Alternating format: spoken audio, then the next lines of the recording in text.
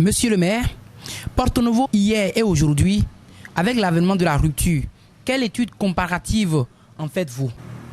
Je vous remercie. Vous n'êtes pas sans savoir que la ville est en pleine transformation en ce moment. Je crois que peut-être qu'il n'y a que les aveugles qui ne verront pas ce qui se passe sur la ville aujourd'hui. Moi-même, en tant qu'un ancien acteur au niveau exécutif municipal de la ville de Porto-Novo, je suis loin de penser que de mon vivant, je vais voir certaines réalisations s'opérer.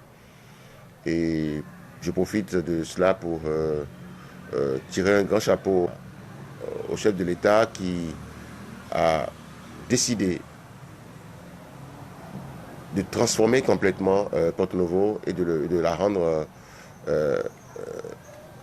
au top des villes du Bénin. Parmi les quelques villes du Bénin qui peuvent être à ce niveau-là. Porto-Novo est en train de changer de visage. Porto-Novo est pratiquement en train de prendre le chemin de ce que nous tous nous souhaitons aujourd'hui. Et je ne vais pas citer les rues qui sont en transformation aujourd'hui, mais tous les compartiments de la ville sont pris en compte. Tous les arrondissements de la ville sont pris en compte, y compris la desserte dans les autres villes seules qui nous entourent. Et aujourd'hui, parler de la mobilité urbaine, nous pouvons dire que le chemin est pris aujourd'hui. Le cap est tracé et nous devons seulement travailler pour renforcer cela. Le PAG aujourd'hui est en train de redorer le blason de la ville aujourd'hui et nous sommes tous fiers. On peut commencer par être fiers de Porto-Novo aujourd'hui parce qu'effectivement, ça commence par ressembler à une ville capitale. Porto-Novo est la plus petite des capitales au niveau africain et presque mondial. Mais est aussi était une ville quand même très délaissée. La ville était très délaissée pendant des décennies. Et même s'il y a eu quelques aménagements au niveau de certaines infrastructures routières, ce qui se fait aujourd'hui, ça me sort de ce que je peux rêver, de ce que je peux rêver aujourd'hui. Et je suis tellement fier d'appartenir à une équipe au niveau politique du pays qui a pensé à cette transformation aujourd'hui. Parce que la ville de Porto-Novo est la ville de tous les Béninois, comme je le dis. Et tout Béninois doit être fier de sa capitale. Ce qui se fait aujourd'hui peut amener tous les Béninois à être fiers de leur capitale. Et je suis très séduit par ce qui se fait. Comme nous le disons dans l'équipe qui est présentée à la population de Porto-Novo pour la conquête du suffrage, nous avons tous envie de ressembler au chef de l'État. Nous voulons suivre ses traces pour continuer la transformation qu'il est en train d'opérer sur la ville, afin qu'au niveau local, l'administration municipale qui va être mise en place prochainement dans quelques jours soit à la hauteur du travail de suivi que nous devons faire sur le terrain après les décisions et les financements qui sont déversés sur la ville. Il faudrait que ce soit une administration municipale à la tête de laquelle se trouve une équipe de combat qui véritablement appuie les efforts du gouvernement dans la ville et les fait aboutir. Et c'est cela que nous voulons proposer à la population. Le fait qu'on fasse à notre équipe proposée à leur suffrage, c'est une équipe de qualité qui peut valablement, avec l'appui du chef de l'État, avec l'appui du gouvernement, transformer notre ville et l'amener au niveau des capitales du monde. Et je crois que nous sommes sur le chemin aujourd'hui et nous pouvons en être fiers.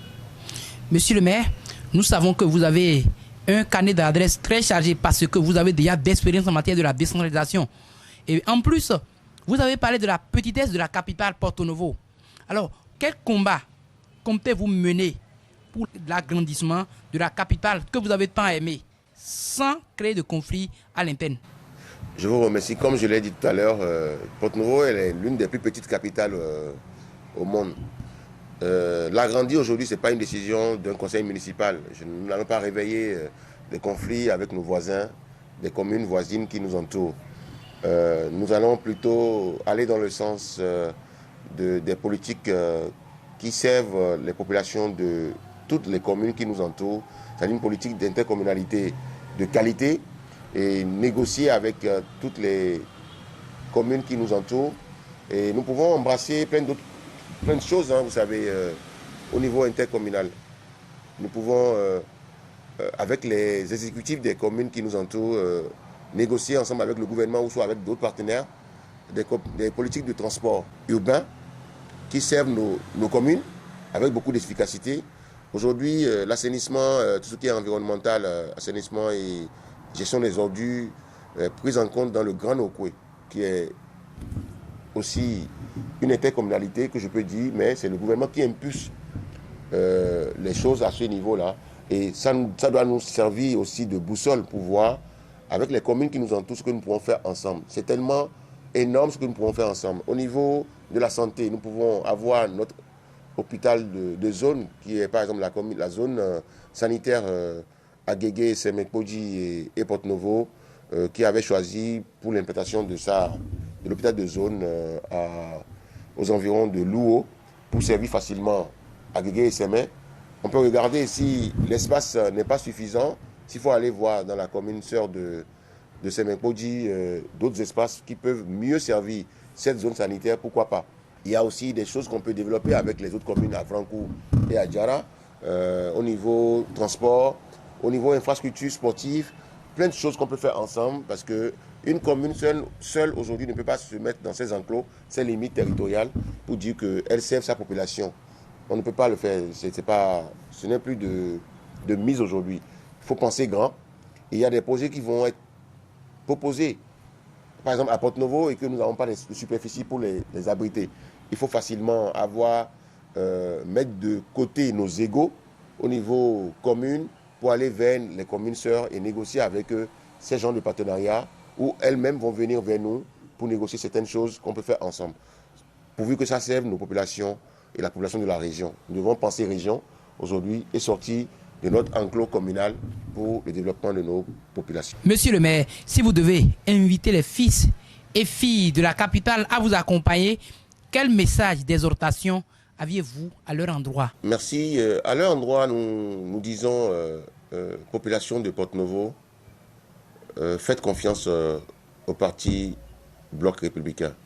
Ce parti Bloc républicain, BR, vous propose des hommes et femmes et jeunes de qualité pour occuper les postes de conseillers dans les divers arrondissements de la ville. Nous avons des ambitions énormes pour notre ville. Nous voulons changer et moderniser, transformer complètement l'administration municipale. Celle qui est à la proximité des populations dans les arrondissements et également à la mairie centrale.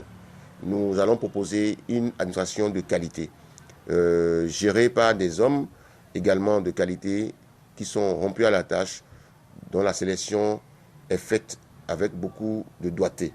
Et la ville de Porto-Novo, au niveau de son personnel, a des hommes et femmes de qualité, des jeunes diplômés et qui ont de l'expérience, qui peuvent prendre en charge ces fonctions.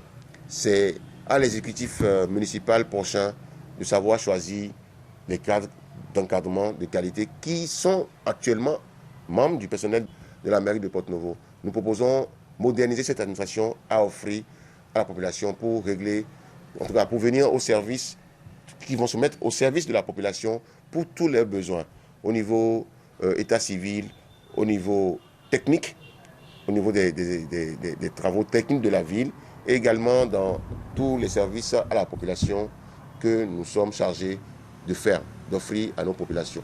Également, nous proposons une équipe qui est à même, et je crois que c'est la seule équipe parmi celles qui sont présentées à la population aujourd'hui, la seule équipe qui est à même de faire une vraie mobilisation de ressources dans la ville de Porto-Novo. Aujourd'hui, ce qui se fait n'est pas suffisant et n'est pas à la hauteur des ambitions de notre ville.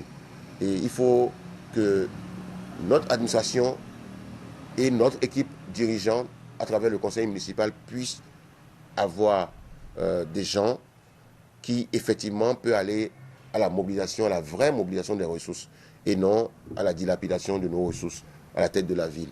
Aujourd'hui, ceux qui composent l'équipe que le Bloc républicain propose à la population en ont les qualités et en ont les capacités également. Aujourd'hui, nous avons besoin d'une belle coopération décentralisée qui viendront soutenir et accompagner les efforts que la commune elle-même va faire et les efforts que le gouvernement feront en notre endroit.